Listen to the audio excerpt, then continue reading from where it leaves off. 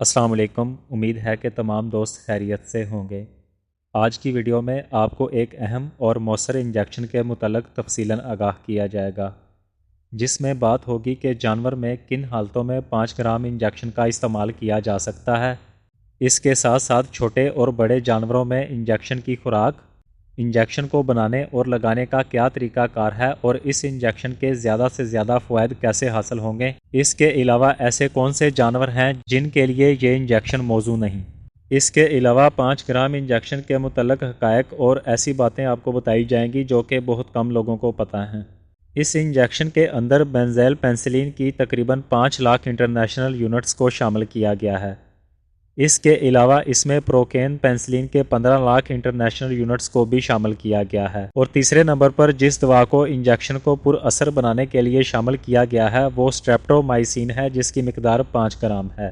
Injection 5 gram کو پاکستان میں زیادہ عام استعمال کرنے کے ساتھ ساتھ مختلف بیماریوں کے خلاف سستا علاج سمجھا جاتا ہے، جن میں اگر جانور کو ہلکا بخار ہے اور اس کی وجہ سے وہ سستی کا شکار ہونے کے ساتھ چارہ اچھی طرح نہیں کھاتا یا جگالی نہیں کرتا تو ایسی حالت میں 5 گرام انجیکشن کو لگانے کے تقریباً 1 سے 2 گھنٹوں میں جانور اپنی معمول کی روٹین میں آ جاتا ہے۔ اس کے علاوہ ایسے جانور جو کہ بادی کا شکار ہوں اور ان میں اگر زہر باد کی بیماری ابتدائی حالتوں میں ہے تو ایسے میں بھی اس انجیکشن کی 2 سے 3 خوراکیں لگاتار استعمال کروانے سے ان میں اگر کسی جگہ پر ہلکی سوزش کا مسئلہ ہو تو وہ بھی ختم ہو جاتا ہے۔ یہ انجیکشن اگرچہ براڈ اسپیکٹرم دوا کا حامل ہے، اس لیے مویشیوں میں اس کے زیادہ استعمال بیماریوں کے لیے کافی وسیع ہو جاتے ہیں، جن میں گرام نیگیٹو اور گرام پازیٹیو بیکٹیریا کے حملے کے باعث ریشہ یا پس کے نظر آنے کے آثار ملے ہوں تو ایسی حالت میں بھی انجیکشن نہایت مفید ہے اور بیماری کا مکمل خاتمہ کرتا ہے۔ اس کے علاوہ نمونیا جو کہ پھیپھڑوں کو متاثر کرتا ہے، اس کے ساتھ ساتھ انٹڑیوں کی بیماری اینٹرائٹس کے علاج میں بھی یہ انجیکشن مفید ہے۔ اینٹرائٹس کے حملے کی صورت میں جانور پتلا گوبر کرنے کے ساتھ ساتھ شدید بیماری کی حالت میں پخانے میں خون کا اخراج بھی دیکھنے کو مل سکتا ہے۔ مادہ جانوروں میں ہوانے کی بیماری میسٹائٹس کے علاج میں بھی انجیکشن استعمال کیا جاتا ہے۔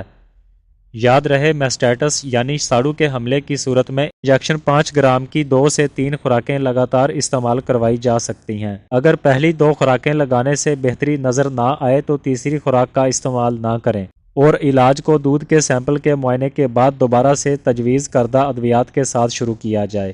اس کے علاوہ اگر کسی جانور کے کان میں ریشہ یا سوزش کا مسئلہ بن چکا ہے تو ایسے مویشیوں کے علاج کے دوران بھی 5 گرام انجیکشن کافی اچھے نتائج مرتب کرے گا، لیکن جانور کی متاثرہ جگہ کی صفائی اور جس جگہ جانور کو باندھا گیا ہو اس کی صفائی اور خشکی کو یقینی بنایا جائے۔ پیشاب کی نالی کے انفیکشن جو کہ ایک نہایت خطرناک صورتحال کو جنم دیتے ہیں اور جانور کے لیے بھی تکلیف دہ بیماری ہے، اس کے علاج میں بھی اس انجیکشن کا استعمال عمدہ ہے۔ اگر کسی مویشی کو آگ کی وجہ سے جل جانے سے جلد متاثر ہو چکی ہے تو ایسی صورت میں بھی انجیکشن کا استعمال ہو سکتا ہے۔ اگر انجیکشن کی خوراک پر بات کی جائے تو بڑے مویشیوں میں جن کا وزن 4 سے 5 من یا اس سے اوپر ہے، اس کی پوری خوراک استعمال کی جاتی ہے۔ تاہم چھوٹے مویشی جن میں بھیڑ بکریاں شامل ہیں تو ان میں 30 سے 50 کلو گرام جسمانی وزن پر چوتھا حصہ اس انجیکشن کا استعمال کروایا جا سکتا ہے۔